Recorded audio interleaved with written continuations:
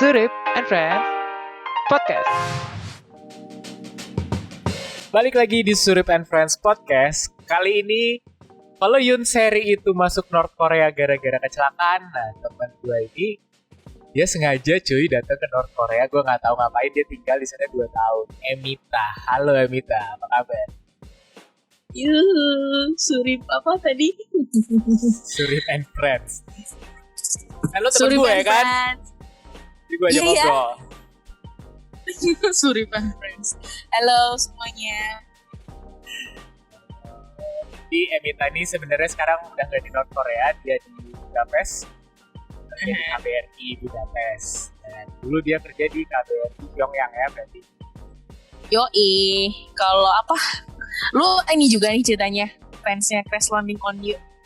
Apa Well, gimana nih? sebenarnya nggak fans banget sih karena dramanya, katanya drama oke gitu kan. Ya gue tonton kan, gue sendiri ya suka nonton drakor lah. Gitu. Ya, Tapi tadi lagi pembukaannya boleh juga sih. Kalau Yoon Suri kecelakaan. Iya, kalau Terus tiba-tiba nyasar di North Korea. Kalau gue mencelakakan diri gue untuk nyampe ke sana. sengaja. Terus dapat nggak seseorang yang kayak ininya, kayak Kapten Ri-nya? Asli coy, asli patah hati gue banyak sih di sana. Tapi nggak bisa dideketin. Ya, susah ya. Ada larangan di antara kita. Oh, tembok begitu tinggi, benteng begitu tinggi, begitu nyata ya.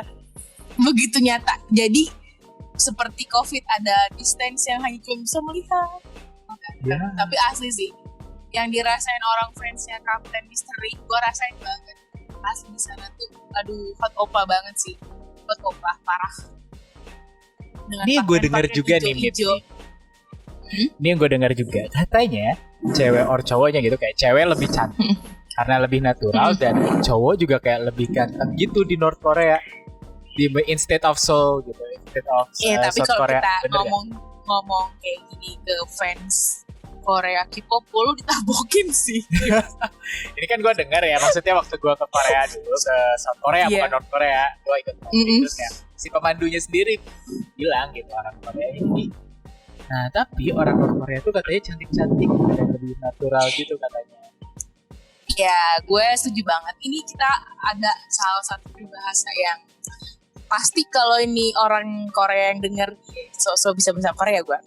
Ada yang namanya Namnam Pukyo.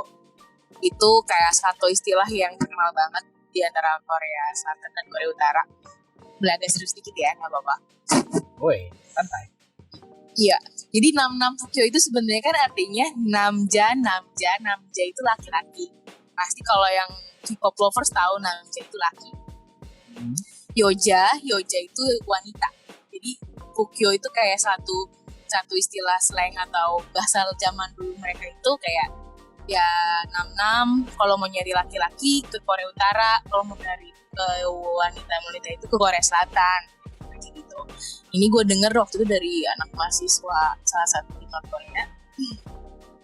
Karena gue bilang kok laki-laki di sini sama di selatan beda banget ya. Sebenarnya kalau bagi Korea Utara itu malah memang manly Korea Utara, tapi secara fisik muka itu bagus selatan kalau untuk cowok. Nah kalau untuk cewek itu utara gitu. Jadi ada dua pembagian memang. Kalau mau nyari laki-laki carinya secara fisik muka ya, lu nyarinya ke selatan dan lebih tinggi. Kalau mau nyari cewek ya lo harus ke utara, karena memang oh my god, gue nggak percaya kalau gue ke selatan sama ke utara. Maksudnya kalau gue liat TV gitu ya, utara sama selatan, utara tuh gila cantiknya tuh cantik coy. Kayak Bang desa banget gitu ya. Iya cantik banget. Kadang gue mikir, ini operasi plastik gak ya? Terus kata temen-temen gue, operasi plastik dari mana? Tapi emang cantik.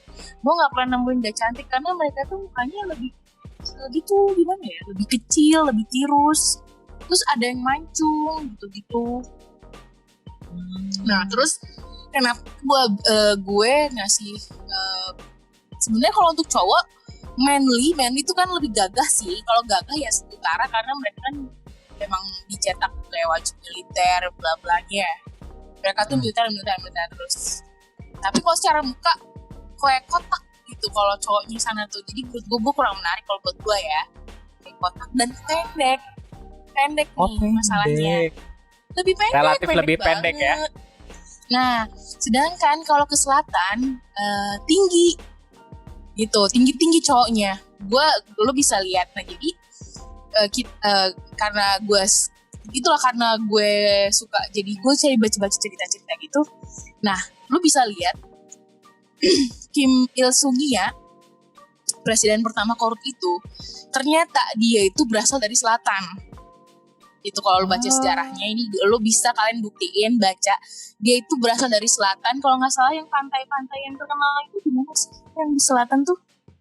Jeju. Pantai yang Jeju ya. Pulau. Jeju Island. Pulau yang selatan iya, pokoknya, Jeju Island. Jadi gini, si Kim Il Sung itu kan tinggi ya. Tinggi loh dia. Kalau lo lihat di Google sekarang atau teman-teman bisa lihat di Google, dia itu tinggi dan dia ganteng. Dia ganteng asli, Kim Il Sungnya itu ganteng. Kalau lo bisa lihat, dia ganteng. Nah ternyata dia itu turunan dari selatan. Ini gue ngobrol sama orang yang udah lama banget tinggal di sana. Ada orang kita dulu, WNI. Karena dia kuliah di sana, dia akhirnya cerita gue itu. Si Kim Il Sungnya itu dari selatan, makanya tinggi nih. Mana pernah kamu nemuin cowok korut itu yang bisa, maksudnya ada yang tinggi tapi nggak akan banyak, kan kecil-kecil gitu. Nah terus coba kalau kamu balik lagi ke ke Kim Jong Un pendek ya, karena mereka udah nurunin ke orang tuanya ya, ibunya yang dimana itu dari utara. Nah terus gue bandingin lagi nih kan, Presiden Moon Jae-in yang sekarang yang punya Korsel itu yang saat ini memimpin, itu dia turunan asli korut. Jadi jadi Moon Jae-in itu dia itu dari dulunya itu dia sebenarnya di wilayah utara, gedenya di situ, terus pisah kan zaman perang, akhirnya mereka jadi, dan dia tuh mengakui masih ada saudara tante-tantenya itu di korut. Jadi memang kalau secara karakter menurut gua, kalau mau nyari, gue nggak mau menyudutkan orang yang fans K-pop ya, tapi memang kalau untuk manly aja sih, lebih gagah. Iya, gue akuin korut. Tapi untuk secara fisik muka tinggi, gue lebih suka selatan. Karena selatan tuh emang mereka juga udah ini banget, tinggi-tingginya itu sih kelihatan banget. Sedangkan kalau untuk cewek, gue totally setuju sama korut. Lo bakal nemuin dan dari pokoknya cakep banget, Rif, cakep asli. Gue kayak ngeliatnya bening-bening kayak bekas operasi plastik 10 kali gitu. Mungkin karena nggak pernah terpapar ini kali ya, nggak pernah terpapar make up, akhirnya benar-benar alami. Mungkin atau bedak tabur kali, di sana masih ada bedak tabur atau bedak tabur gitu. Kalau menurut gue ini sih mungkin mereka ada darah-darah ininya juga kali ya. Apalagi gue pernah ngeliat satu cewek tuh nurunin Rusia. Lo bayangin Rusia campur Korea, mati cantiknya. Karena kan di sana banyak karena kan mereka banyak orang Rusia kan dulu di situ. Gue pernah nemuin kan cewek ini bening banget gitu kan. Terus wah nggak mungkin dari Korea Selatan gitu, nggak percaya gue. Terus gue nanya-nanya sama beberapa orang, oh dia itu dulu neneknya entah apanya ada turunan Rusia. Gue itu udah, makanya kok gue mengakui bangsa yang paling cantik. Gue nggak tahu lu setuju apa nggak sama gue, bangsa yang di Asia Timur ya, gue akan tetap milih Korea sih dibanding Cina, Jepang sama Cina, Jepang cuma 3 ya Asia Timur. Korea tuh memang cantik, mereka cantik, beda karakter mereka beda, makanya wajar sih kalau digila-gilain. Memang punya khas ya Asia Timur tuh, Cina, Korea dan Jepang. Iya, punya banget. Ciri khas muka masing-masing gitu, beda gitu. Punya banget, beda. Jadi tetap ya Jepang dengan karakternya seperti itu, Cina, Korea memang dia kayaknya memang tercipta lebih cantik sih, lebih girly aja sih menurut gue. Nggak dari Korsel, nggak selatan, dan seneng make up sih. Maksudnya bandingin kalau Korsel ya beda lah, make upnya udah bagus. Tapi kalau korut suka make up mereka memang, tapi lebih natural gitu aja. Tapi emang seneng dandan, kayak bangsa yang suka dandan gitu menurut gue. kayak di film-film Korea yang lu nonton Crash Landing kan lihat kan mereka tuh bisa heboh karena make upnya mirip-mirip kayak gitu juga. Itu juga heboh aja sih yang ceweknya yang dari North Korea siapa sih? Lupa. Oh, tapi itu bener loh, Rif. Jadi gue tuh pas nonton Crash Landing OG tapi gue gak ngikutin sampai habis karena gue cuma dapet dorongan dari teman-teman gue gitu. Nonton itu tuh bener gak? Itu bener karakter cewek Korea tuh kayak gitu cool. Kayak, iya kayak lu lihat cewek itu yang cool nggak bisa berekspresi, ya kan? Dan cowoknya Mr. Captain Ri kok jadi Captain Ri mulu nih kita. Dan si Captain Ri yang juga cool tapi nggak bisa berekspresi itu bener. Gue ngedapet banget karakter itu. Mereka itu polos soalnya, polos banget. Terus kan lu pernah cerita nih kalau orang-orang Korea Utara tuh masih mempercayai kayaknya dari Indonesia yang miskin itu ya masih tidak tahu itu tentang dunia kan mereka. Iya. Jadi ini lucu banget. Jadi karena mereka itu kayaknya gue pernah lihat beberapa buku pelajaran anak SD di sana. Anak SD yang gue lihat. Jadi tuh mereka itu masih menciptakan satu peristiwa-peristiwa di sebuah buku tuh yang masih zaman-zaman dulu gitu kayak 30 tahun ke belakang lah, kayak Afrika masih kelaparan gitu. Yang pernah ada satu kita lagi ngadain acara di kedutaan kita gitu. Terus mereka ngasih mempertontonkan ini kalau nggak salah acara apa ya? Peringatan kunjungan Pak Karno gitu. Itu kan ditonton banyak orang, ada ditonton undang-undangan Korut kan. Terus mereka bikin video dokumenter tentang Jakarta. Dan lo tau apa yang diliatin? Itu cuman botanical garden plus kayak tiba-tiba ada pohon, tiba-tiba ada hutan gitu. Ya gue tuh kayak mikir kayaknya Jakarta nggak kayak gini gitu kan sekarang. Jadi sekarang gue ngedapetin ya pantas karena mereka itu bener-bener menggambarkan ke beberapa orang di sana itu cerita-cerita yang negara-negara di luar itu, negara-negara selain negara mereka itu yang udah jadul banget gitu, yang udah few years ago gitu loh. Jadi kayak ibaratnya Afrika masih kelaparan, Indonesia masih mungkin belum maju, kita masih pokoknya cerita-cerita yang memang itu bener tapi bukan saat ini gitu, yang dulu-dulu gitu masih diangkat sama mereka biar ya rakyatnya tetap feeling kayak apa ya, kayak menganggap negara mereka lebih baik dan lebih terdepan dari negara-negara lain sih gitu. Pokoknya kayak gue aja sampai kayak gue baca gitu kan kayak geografi gue nggak salah, pasti kayak ini ada penyakit, ada ini, ada kayak bener-bener ini deh terdoktrinisasi yang sangat tertata. Terus di sana nggak pernah ada riot gitu kayak demo atau apa kan? Kalau misalnya kita lihat ya bisa lah yang kayaknya kan kayak nggak ada gitu. Kalau lo lahir di Pyongyang dan lo gede di Pyongyang kayak how lucky you are gitu loh. Kalau yang di desa kan dia susah untuk Pyongyang, harus ada izin. Kalau yang di Crash on Video juga gitu kan, ada paspor. Iya pokoknya yang nonton Crash Landing on You udah berasa tur ke Korut kan jadinya. Gratis lewat TV. Jadi nggak ada sih sejauh ini gue nggak pernah nemuin ada orang yang demo sepanjang apa tuh namanya, sepanjang jalan atau apa, dan nggak mungkin ada menurut gue karena ya mereka ini kayak kadang jadi pertanyaan besar juga sih buat kita real. Mereka atau gue juga memikirkan hal yang sama. Mereka ini takut apa emang mereka gak bisa berbuat apa-apa karena ada tekanan? Gue juga nggak tahu. Atau sebenarnya itu udah mereka nganggep kayak udah nyaman lah dengan kayak gini. Tapi nggak pernah gue lihat ada orang demo sih. Dan nggak mungkin ada juga menurut gue. Karena kan mereka nggak, ya itulah yang lagi dikejar sama beberapa negara termasuk UN kan untuk menegakkan HAM gitu loh di sana. Itu sebenarnya tujuan utama kenapa UN, terus beberapa negara kayak ada kedutaan Prancis, kedutaan Jerman, kedutaan Swedia Sweden tuh Swedia kan? Iya. Swedia di sana itu karena mereka bukan untuk menjalin ekonomi atau gimana, tapi ada hal-hal yang memang harus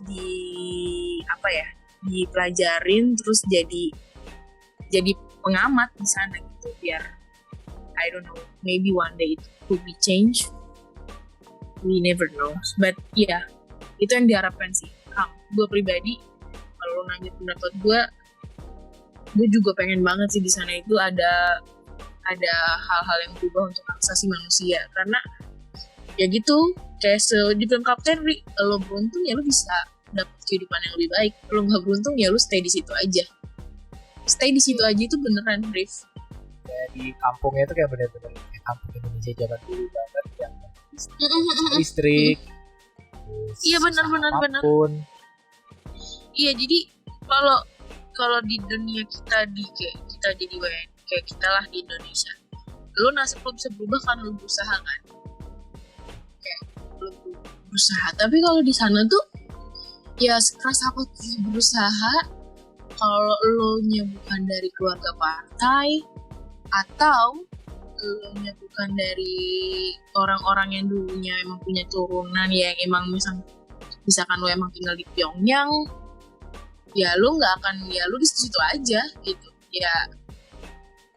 Ini banget, beda banget. Jadi makanya orang misalnya tuh mati-matian pengen jadi orang pinter tuh wajar menurut gue, karena kalau lo nggak pinter dan lo nggak punya uang, ya lo nggak punya karir di sana. Lo nggak punya karir sih ditentuin negara ya, tapi maksud gue lo nggak bisa merubah nasib kalau lo nggak bisa berjuang di antara kedua. Tapi kalau lo walaupun lo bodoh, keluarga lo emang orang keluarga yang punya penting, you are lucky, you can get anything, especially if you are from Pyongyang. Speaking about karir nih ya, kayak karirnya emang di sana cuma boleh kayak PNS gitu doang, atau bisa ada kayak perusahaan lain atau apa gitu? Iya, pada dasarnya Rif, namanya sosial komunis murni, nggak ada yang nggak punya negara. Lo tuh punya negara kan? Pribadi lo aja punya negara kalau sosial komunis. Jadi kalau gue mempelajari sana, yang beda itu cuma gini doang, Rif. Lo kerja di pemerintahan apa bukan? Tapi gue nggak nemuin tuh PNS atau bukan. Lo cuma satu, lo kerja di pemerintahan secara pemerintahan utuh kayak kayak misalkan kementerian ya, itu kan emang pemerintahan murni. Atau lo emang kerja di luar pemerintah gitu doang, tapi bukan perusahaan. Luar pemerintah tuh apa? Kayak dagang biasa ya, gitu atau apa? Kayak dagang, punya restoran, lo jadi pelayan, lo kerja di percetakan, lo kerja di pabrik, lo dokter. Itu kan bukan kerja di pemerintahan yang pemerintah ngurusin negara kan. Tapi semuanya itu PNS. Bukan PNS ya juga. Ya pegawai negara gitu. Lo karena kan semuanya digaji dari pemerintah. Even lo cuman kerja di pelayan tuh tadi pemerintah, kayak waiters gitu dari pemerintah kan, bukan karena keuntungan dari restoran. Dan restoran di sana itu bukan lo ada duitnya, gue bikin kopi kafe kopi, ya nggak bisa di sana tuh. Ya semua itu ya pemerintah yang bikin. Jadi kayak misalkan tanah punya pemerintah, gedung ini punya pemerintah. Jadi nggak ada yang namanya kepemilikan pribadi, karena ya everything is belong to the country. Itu aja lah dasar prinsip komunis kan. Jadi kayak misalkan lo mau mau jadi supir bus, supir apa semuanya ya lo digaji pemerintah, tapi mungkin golongannya aja nanti gajinya berapa. Tapi lo pasti dapat hal yang sama yang orang kerja di pemerintahan, even kayak level dirjen, sekjen atau apa, lo dapat jatah beras 1 karung, tetap jatah minyak, ikan, daging sama gitu. Oh, jadi memang di makanan pun ada jatahnya ya dari pemerintah. Tiap bulan Jadi gue lucu banget ini ada satu hal yang menarik banget ya. Gue nggak tahu ya di Kerajaan Demonio itu ada apa? Kayaknya ada ya edisi yang dia pada bawa makanan ya sih.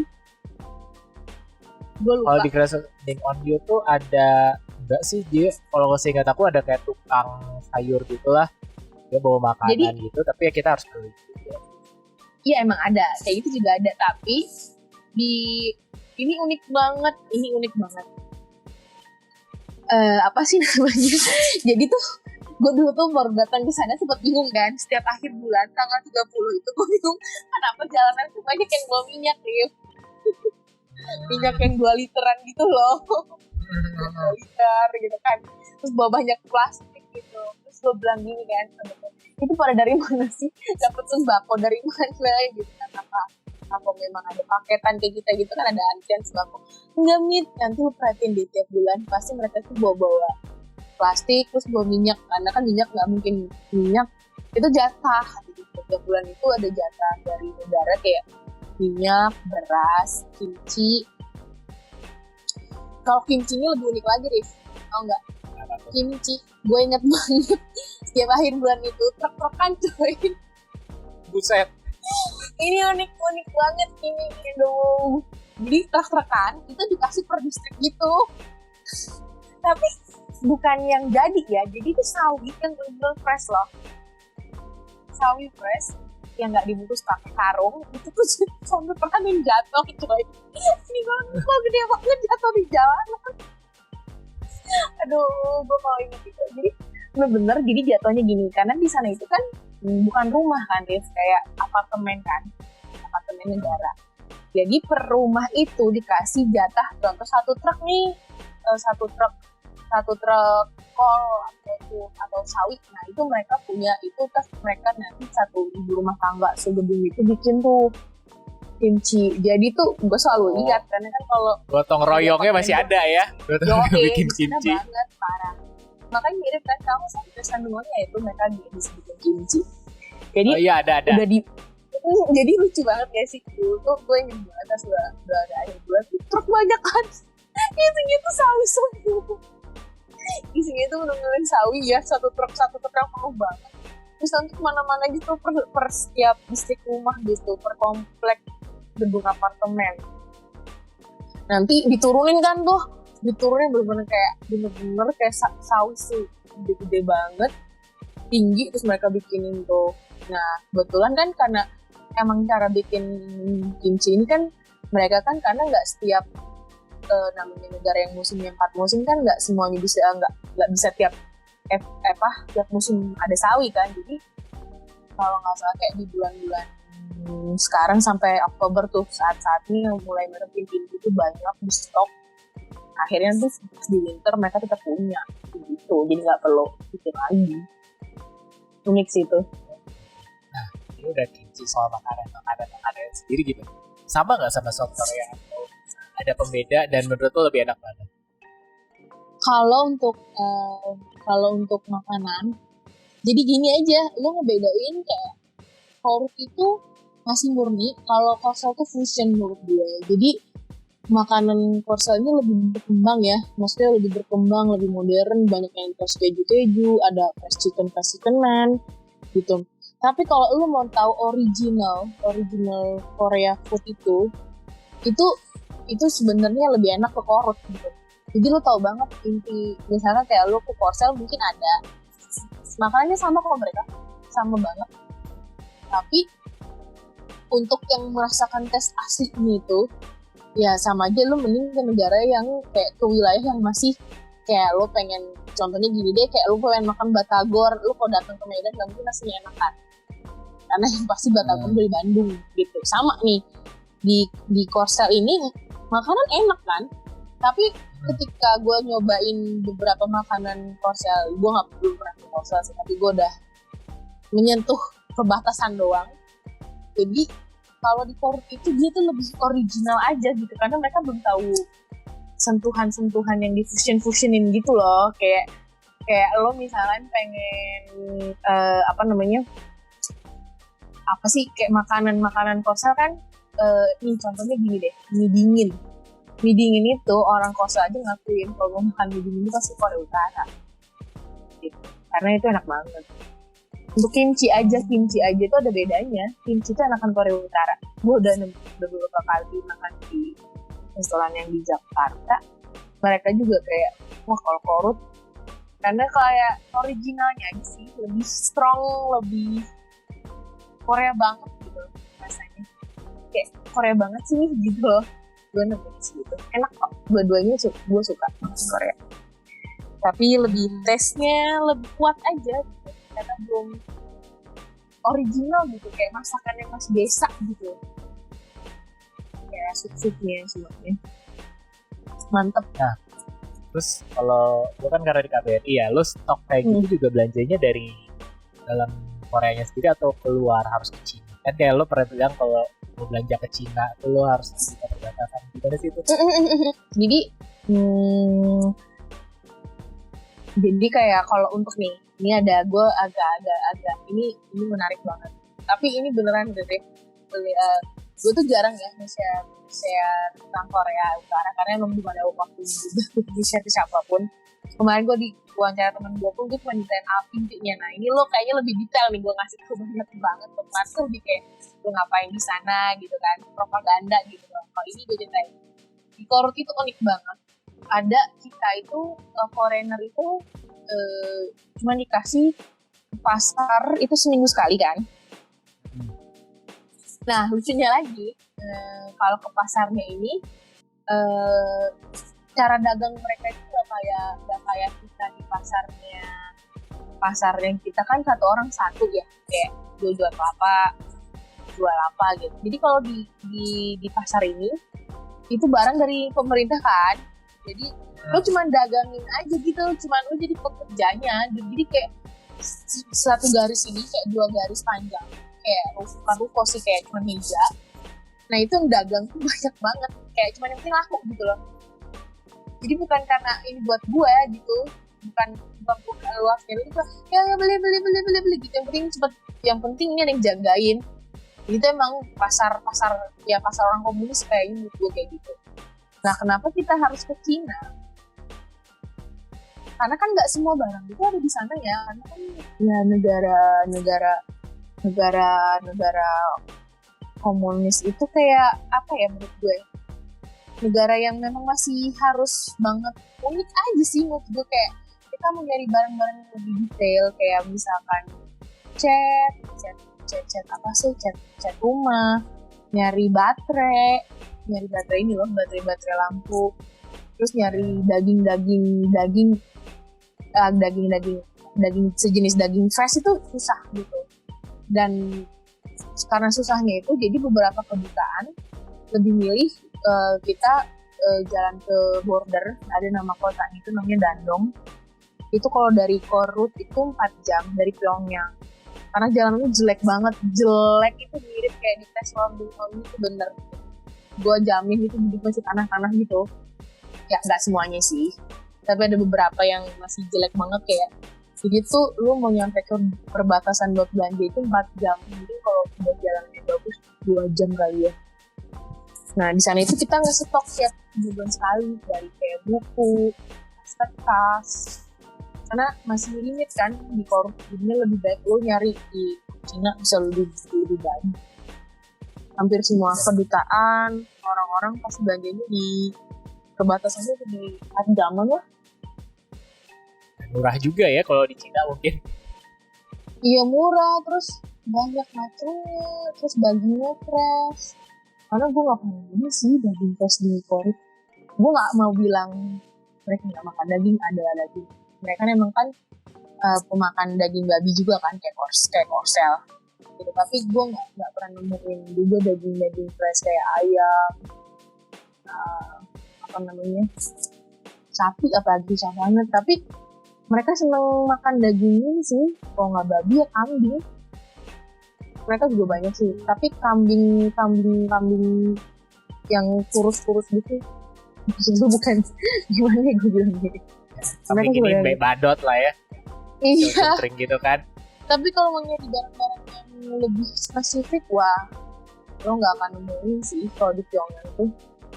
Kayak ya udahlah, mendingnya lo, jadi kita tuh tiap 3 bulan sekali nyatet aja apa yang kita butuhin, pasti kita langsung nyarinya ke Cina. Kayak spare part mobil, spare part apapun.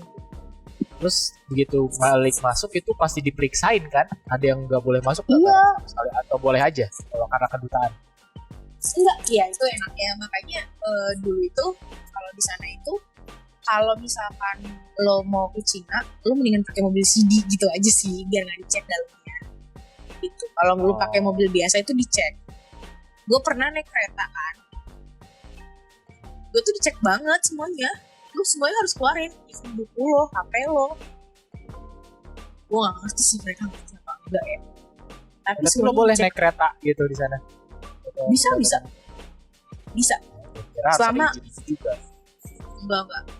enggak, karena kan lu kan pada dasarnya lo bukan ke suatu daerahnya mereka kan. Kalau ke suatu daerah mereka nggak boleh. Kayak, gue mau kayak misalnya kita nih sekarang di Bulgaris, gue mau ke Miskol ya tempat lo tuh. Kalau gue mau ke Szeged ya nggak apa-apa kan sama pemerintah di Budapest, lu mau ke sana nggak usah kasih surat. Sedangkan kalau di Korut itu selama lo memang pergi memang mau ke Cina ya lo kan nggak akan pergi juga ke daerah-daerah mereka. Di sana nggak boleh ke daerah-daerah gitu, Rip. Cuman Pyongyang doang gue ini. Jadi kalau misalkan kedutaan ataupun personal lo ke suatu daerah, lo bikin surat dulu. Misalkan bikin surat ke Kemlu mereka tuh ngurusin itu. Kita giftin surat, habis itu lo diikutin sama salah satu orang Korut, misalnya itu jatuhlah kayak interpreter ibaratnya setiap kedutaan itu punya orang yang kerja sama kita. Anggap aja kayak mata-mata kali ya yang dibuat. Tapi memang ada satu orang yang memang kita anggap itu kayak penterjemah gitu kan, atau orang yang akan memfasilitasi kita dalam kalau kita butuh informasi apapun dari pasar, belanja, barang, toko, apapun pasti dia tahu semua lah tuh. Oke. Dan nanti mereka speak apa? English atau bahasa Inggris bisa. Kira ada orang Korea Utara yang bisa bahasa Indonesia? Ada beberapa banyak kok. Banyak. Tapi karena mereka ada satu dulu di universitas di sana tuh ada belajar bahasa Indonesia. Ada 5 orangan. Gue pernah kan nemu mahasiswa yang belajar bahasa Indonesia. Mereka ini sebenarnya pinter loh. Pinternya tuh menurut gue kayak sama lah namanya kita. Kalau lo bisa bahasa pasti kan lo bakal bisa kerja di Kemlu gitu kan. Di sana juga mirip kayak gitu. Jadi beberapa ada yang kerja di kita bisa bahasa Indonesia kayak penterjemah gitu. Makanya ada beberapa kedutaan lain yang punya interpreter. Ada yang bisa bahasa lokalnya mereka gitu, kayak bahasa Polis, bahasa Jerman gitu. Nah kebetulan pas gue lagi zaman di sana sih dia nggak bisa bahasa Indonesia tapi bahasa Inggris. Nah cuman nanti kalau lo mau ke daerah akhirnya Kemlu itu menyetujui lo ke sana, ya lo bisa berangkat gitu. Dan dengan orang ini nggak bisa lo nyelonong aja bawa mobil tiba-tiba lo udah di mana gitu. Aku bete gitu kan. Walaupun CD juga ya? Iya nggak bisa walaupun CD walaupun lo anaknya siapa gitu, kalau di sana tuh nggak bisa karena emang harus ada izin. Jangankan orang luar ya, kita aja orang sana aja yang orang lokal nggak bisa ke Pyongyang, dan nggak bisa juga ada orang Pyongyang tiba-tiba ke daerahnya, nggak bisa sembarangan, harus ada surat semua. Luar biasa nggak sih? Parah sih, ya gokil sih, ya sebegitunya gokil, ya. Kan? Mungkin kalau misalnya orang desa sembarangan ke Pyongyang maksud gue, ya mungkin jadi merasa tidak adil ya betapa majunya dan betapa tertinggalnya dia kali akhirnya bisa jadi ada riot kali ya di situ. Iya, makanya gue bilang gini kan, gue nggak peduli sistem mau siapa mereka di sana, tapi menurut gue kesempatan itulah hak asasi itu harus di kasihan aja coy, kayak lu tuh bener-bener kalau lo dia orang kampung A ya udah lu stay forever in kampung A. Gak bisa lu tiba-tiba ke Pyongyang. Jadi pernah di sana itu malah Pyongyang itu jadi hadiah gitu. Jadi gue inget banget di sana itu ada namanya perlombaan sih. Siapa daerah yang paling menghasilkan padi terbanyak gitu loh. Luar biasa ya. Nah hadiahnya apa ke Pyongyang? Lu bayangin jalan-jalan update. Jadi nggak bisa update juga dari internet. Pyongyang itu dianggap kayak hal yang kayak lu nggak, yang kalau lu ke Pyongyang gila ini tuh satu kesempatan yang emas. Lu bayangin dong gue sampai segitunya. Iya, jadi kayak misalkan kampung A ternyata menghasilkan kalau nggak padi pokoknya apa aja kan, mereka berdikari kan, namanya juga berdikari coy. Kalau komunis kalau bisa apa-apa diproduksi sendiri daripada lu dari luar gitu kan. Nah jadi misalkan yang kampung A ini menghasilkan padi lah atau apa terbaik, terbagus, terapalah, itu hadiahnya sertifikat, misalkan diwakilin sama anggaplah entah bupati, entah RT, sama beberapa perwakilan petani gitu ya, sama apa sih namanya yang ditempel-tempel di baju-baju jas itu, Pin. Ya kalau nggak pin apalah, lencana gitu kan, terus udah jalan-jalan Budapest itu sumpah itu speechless gue, sampai segitu senengnya cuy mereka kalau ke Budapest sih, ke Pyongyang, kayak tour gitu loh, bukan mereka kayak tour city tour melihat perkembangan ibu kotanya. Kayak inget zaman-zaman film kita dulu nggak sih, kalau ada orang tua yang ke ibu kota kan seneng banget ya, kayak wah begitu nggak sih misalnya. Gitu. Itu agak menggokil banget sih ya, berarti Korea Utara sampai segitunya gitu.